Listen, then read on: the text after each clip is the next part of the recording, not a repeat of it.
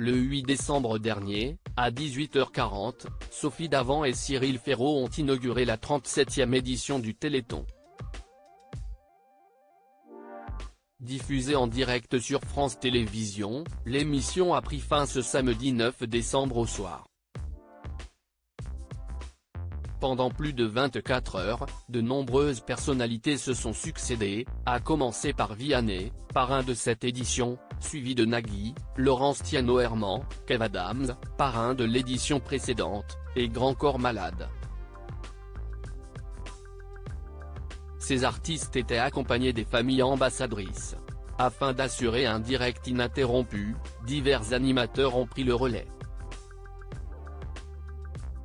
Les téléspectateurs ont ainsi pu retrouver Laura Tenucci, Samuel Etienne, Laurie Tillman, Nelson Montfort et Julia Vignali.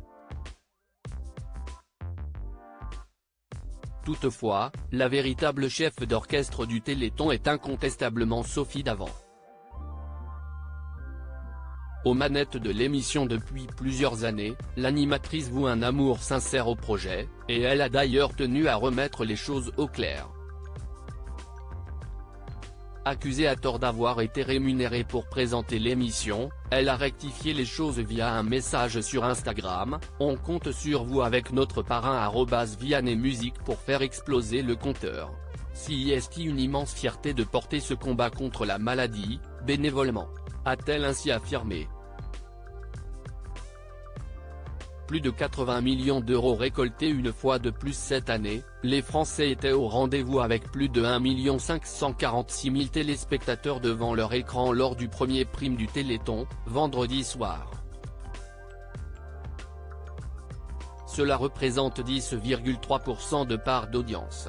Au terme de cette 37e édition, 80 671 222 € ont été récoltés. Notez qu'il est toujours possible de faire un don en appelant le 3637 ou se connectant sur le site IFM Téléthon.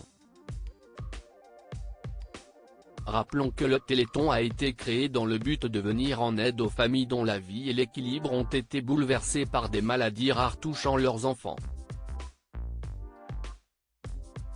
Unissant leurs forces, elles ont décidé de tout entreprendre pour tenter de les guérir et de faire progresser la recherche. 36 ans après la création du projet, en collaboration avec France Télévisions, les premiers traitements ont enfin vu le jour, permettant de sauver la vie de dizaines d'enfants. Article écrit en collaboration avec 6 médias. Crédit photo, Coadic Guirec.